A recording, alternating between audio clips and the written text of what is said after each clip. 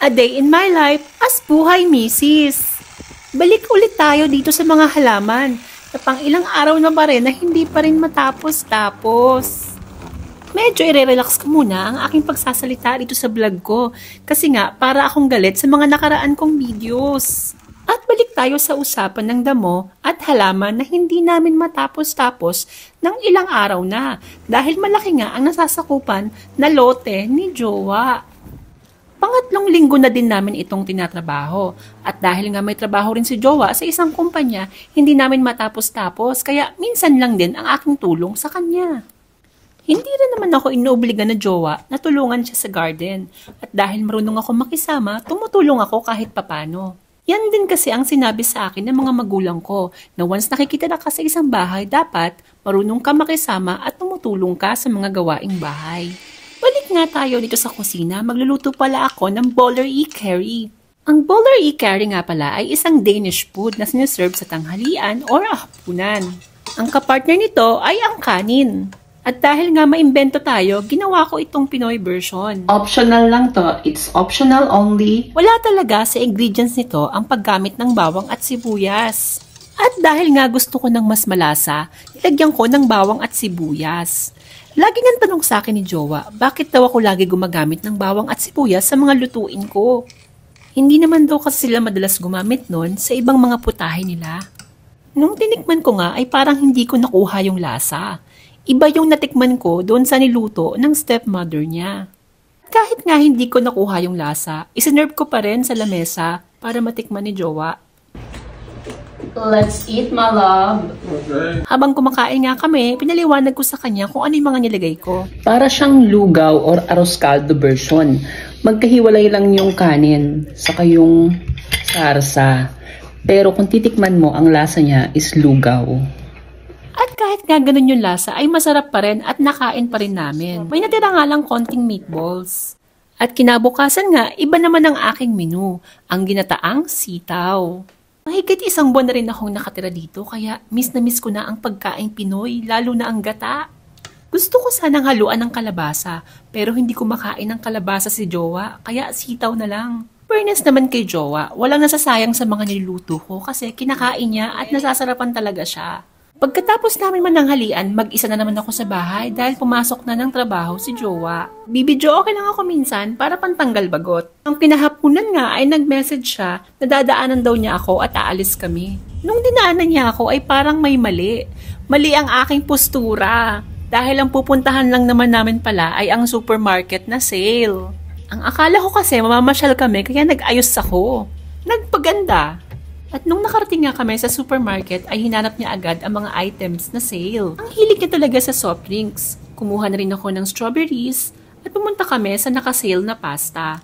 Mas mura pala ngayong araw ang pasta kaysa sa bigas. Sinabihan nga ako ni Jowa mula nang dumating ako sa buhay niya ay madalas na siyang kumakain ng kanin.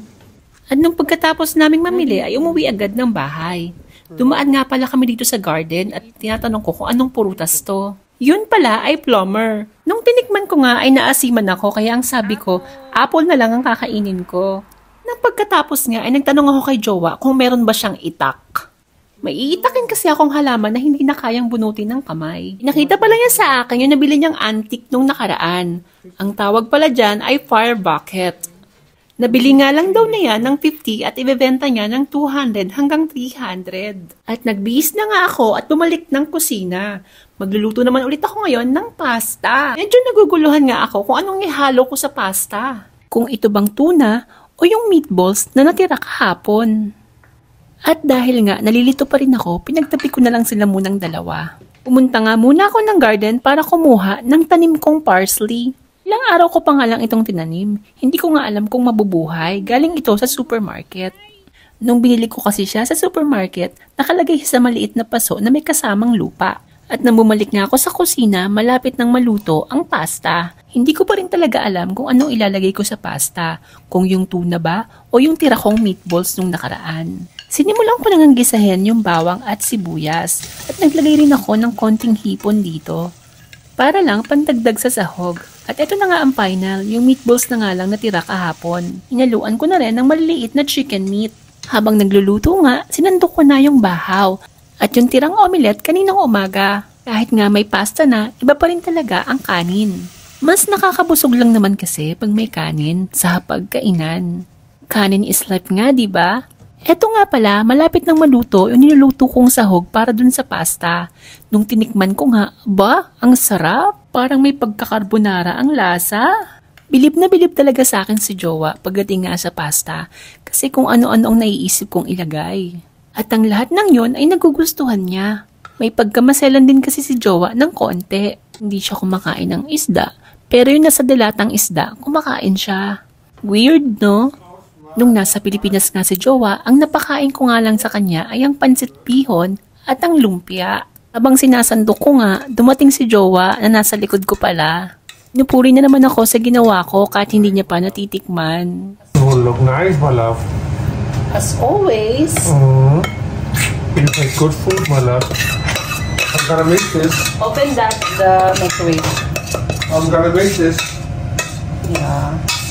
Ganyan siya maglambing sa akin, kaya nga minsan naiisip ko nakakalungkot siyang iwanan. Mag-isa na naman siya sa buhay pag bumalik na ulit ako ng Pilipinas. At balik tayo sa pasta, halos siya na nga ang nakaubos. Naubos ko na rin yung omelette. Buti, may natira pa akong bagoong nung nakaraan at yun ang inulam ko.